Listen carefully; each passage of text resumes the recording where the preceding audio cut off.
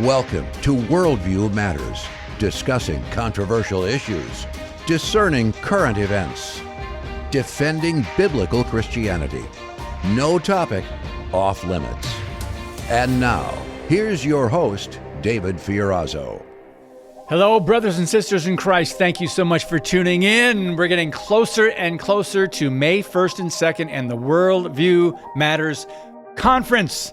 That's in Green Bay, Wisconsin, Delta Hotel. There's the website, worldviewmattersconference.com. We are down to, we're under 70 tickets remaining. So if you're interested, hey, we're going to be plugging this thing and promoting it. We've got it on the radio. We've got social media. We've got what we're doing here. So if you're seriously considering it, you can always get a refund on the tickets, by the way. If you buy them and then you go, oh, I can't go after all, they'll refund you. So worldviewmattersconference.com, 12 speakers, 15 sessions, 2 days, and great fellowship. And we were talking about redeeming the time and understanding what's going on from a biblical perspective. Great speakers. I want to bring in my guest today. We're going to talk about another great topic. Pete Garcia, his website is on Substack. It's rev310.substack.com. rev310.substack.com. Brother, good to see you again. Thank you for your time. Hey, it's good to be back with you, David. So, Pete, I saw you live for a brief moment last night anyway. How do people connect with you? I know it's on your Substack, but they just subscribe and they'll get reminders of whenever you go do a live video? Yeah, so if they're already subscribed to it, there's a paid option. There's obviously a free option as well. But when I do a Substack live, usually once a week, that's really just for my subscribers. We talk about whatever they want to talk about. They can drive the conversation. They can jump on the camera with me. It's kind of, we've had a mix of everything. So we're still playing around with options, but people generally like it. So it's a lot more laid back conversation and stuff. So very cool. Thank you. So we'll mention that again later, because Substack is a relatively new thing. How long has Substack been around? Or maybe at least some of the Christian people that I've been, pastors and others that are on there that I've had on the podcast, maybe I only know of Substack through them. Has it been around for a long time? You know what? I don't know. It's been at least 4 or 5 years. So okay. I think probably around the 2020 timeframe. Okay. What's funny is the first person I started following was Christopher Rufo. Chris Rufo, I follow him, and he's been on it maybe when it was early on. So, Pete, there's so much going on in the world, and there's so much from a biblical perspective to watch for. I was asking you, what should we talk about? Because you talk about all kinds of things. You speak at conferences, you do your videos, and one of the topics was it's all going according to plan, and then we'll get to the how this falls into setting the stage for prophetic things, Bible prophecy. But Iran is the big topic right now, but we don't have to stick with this the whole conversation today, because as I saw your notes that you sent me, we can talk about Mexico, Canada, Greenland, Panama Canal, and then NATO, United Nations. So Western dominance. Do you want to start there? Yeah, we have to, when we're talking about Trump and why he's doing the things he's doing and the moves that he's making, I think we need to start looking at Trump as a wartime president, but not a wartime president, not one level of war. Like, it's not like World War II where we had the Nazis and the Japanese and the Italians under their respective regimes, and that was just kind of the one level of warfare, and that's easy to get behind. It's easy to call us the good guys, call them the bad guys, and then plan accordingly. And at the time, we had the entire economy behind the war effort, et cetera. And FDR did a lot of draconian things back then that I think most Americans today would shudder at, confiscating gold, converting civilian industries into wartime facilities, and turning the Japanese. There's a lot of different things that were going on But truly, it was a military conflict at heart. Hmm. Now Trump is waging war on multiple levels. He's got an economic warfare with the tariffs. He's got the political warfare, both internal to the United States against the Democrats and rhinos, and then he's got the deep state. You've got the media. You've got Gosh. far left progressive non-governmental organizations or NGOs, things like Soros Open Society Foundation. So he's got a lot of different things, and it seems like he's waging war on every single level.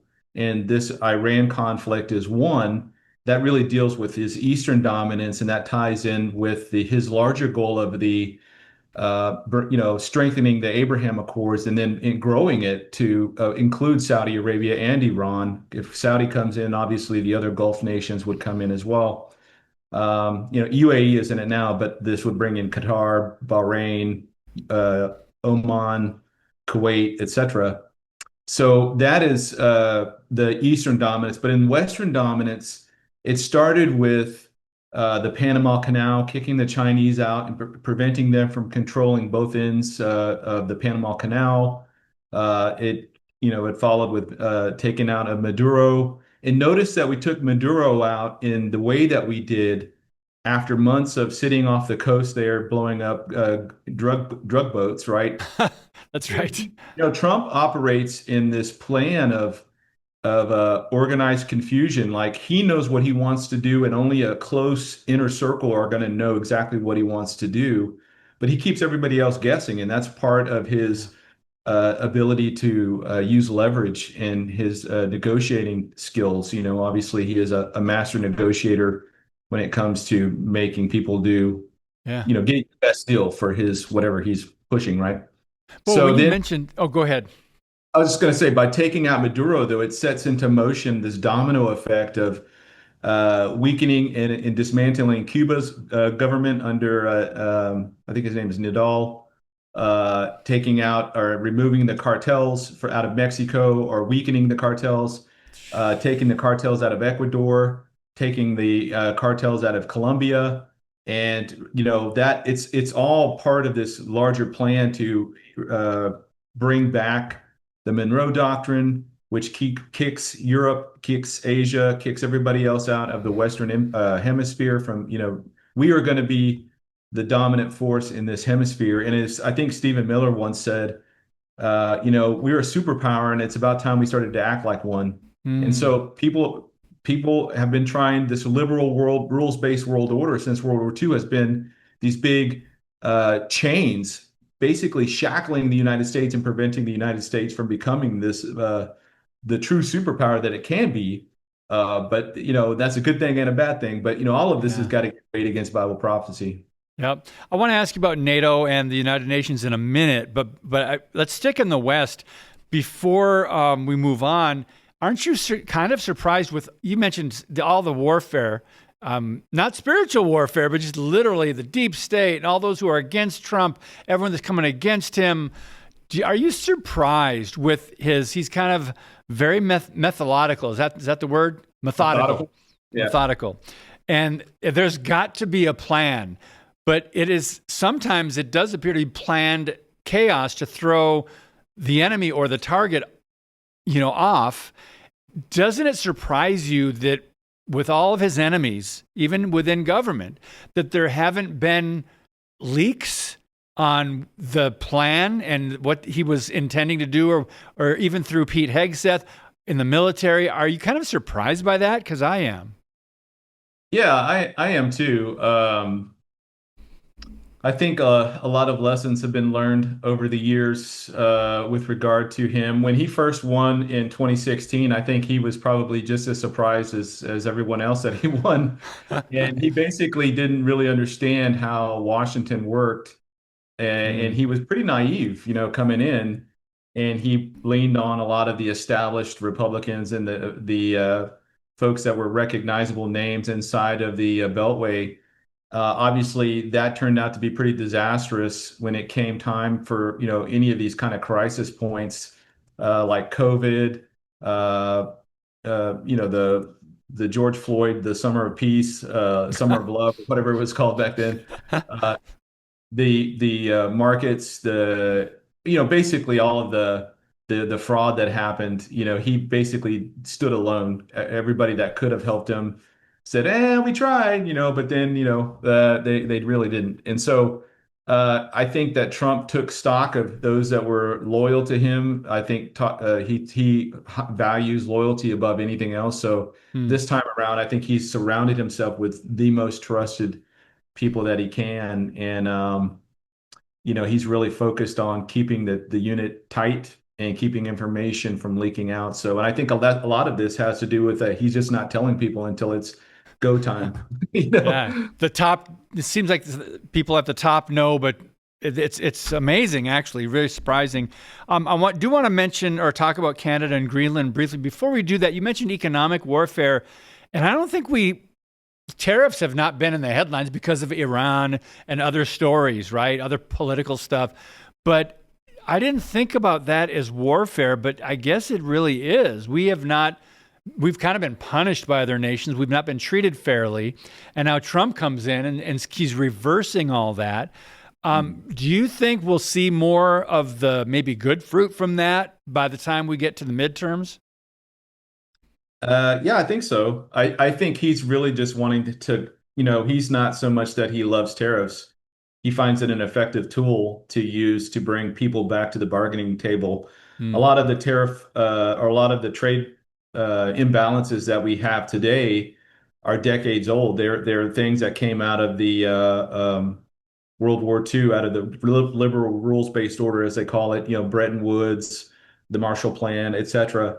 And we basically did this to ourselves to give these struggling nations that were trying to rebuild after that calamitous event, an economic leg up. And, it's long.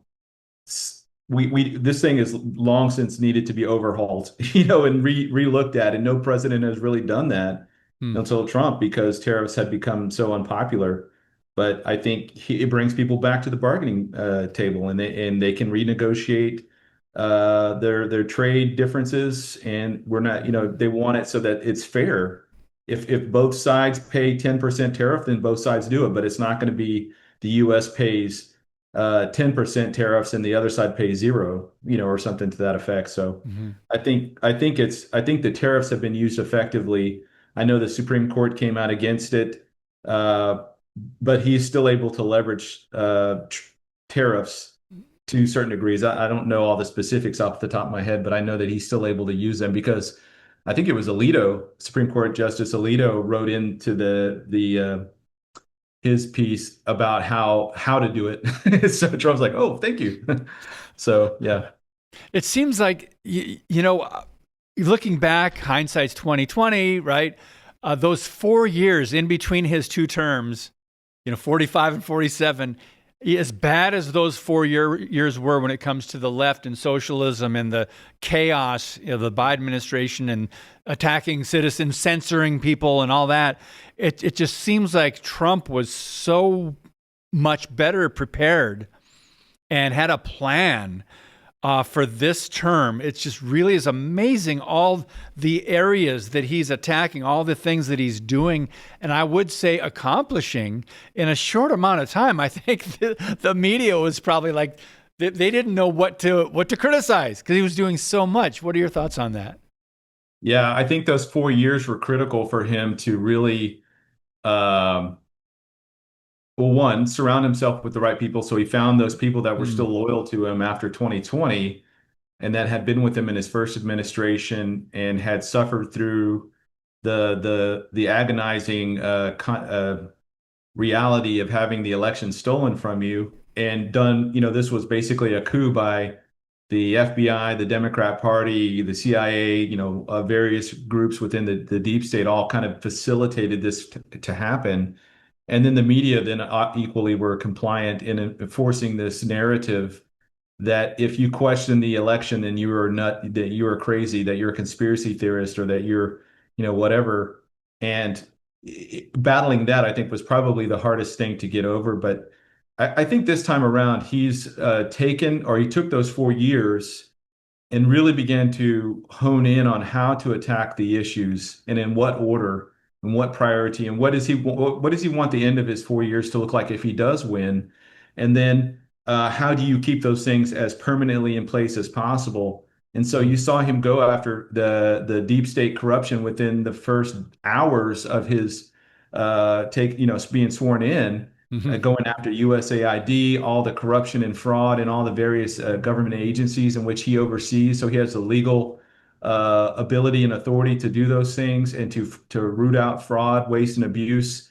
And all of those things have been institutionalized for decades, and they were all benefiting primarily the Democrats Yep. and to some extent, establishment Republicans that had been in office for decades. So I think that was a smart move, and I think that this Iran issue is simply it's the master stroke. If he can pull this off, it will open up the Abraham Accords to become the most dominant Middle East consortium in the world that could possibly, if we were going to be here that long, it would possibly be in effect for decades. So I think he sees the gamble as being worth the risk.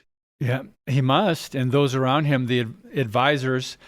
Before we go back to the east, let's talk about Canada and Greenland. Just some of the things he put out there. Canada being the 51st state. Just some of the things about Greenland being valuable, and it is from a national security standpoint. But what are your thoughts on that? Because we haven't heard these things mentioned by any other president, right? Now we're actually looking at Canada and Greenland, right? Yeah, yeah. Well, if you go back to the old map of the world with the Club of Rome, it had the world broken up into like 10 regions.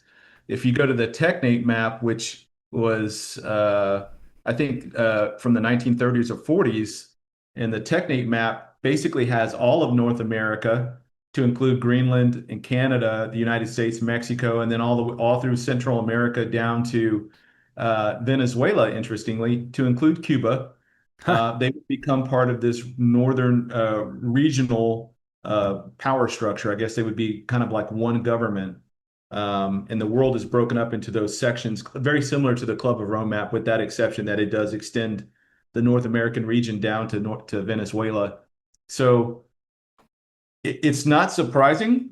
I mean, if where we are in time with regard to the Lord's return, we should see the 193 different nations that make up our present international body begin to start consolidating in ways that align with Bible prophecy. We know in the last days that there's going to be a beast that comes out of the sea. It's a hybrid beast. It's got a head of a lion, the fur body of like a leopard. It's got feet like a bear.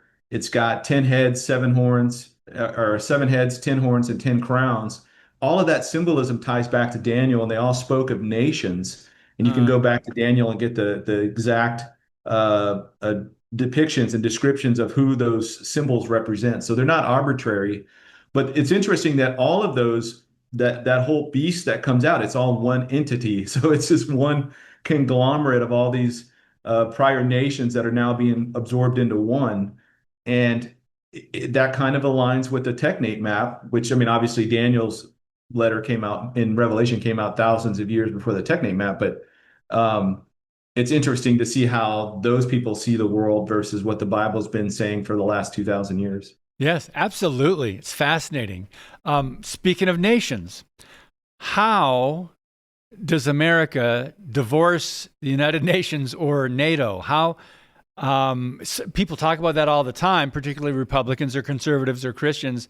It just seems like the United Nations is anti-Christian, anti-Israel, anti-America, and we just have put up with it for all these years. How does this happen? Well, I think Trump's already been doing this to a large degree with the United Nations. I think we pulled out of like 31 different UN organizations that were very much anti-American, or anti-Western values, the Judeo-Christian values. So we pulled out of those. It can come down to defunding. But I think as far as officially divorcing the United Nations, it's a treaty, so it would have to be that Senate, the 2/3 of the Senate would have to approve of that. Same with NATO.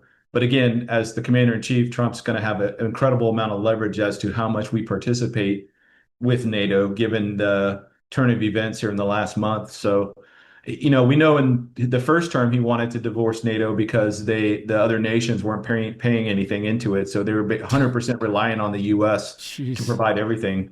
And to a large degree, the United Nations would collapse too if they did not have funding from the United States. So I honestly think that his move with the Board of Peace was set up to create an alternative to the United Nations, and it Interesting. limits the nations that can come into it. So if you're a third world country, you're not going to just be able to come in because you have to put up $1 billion.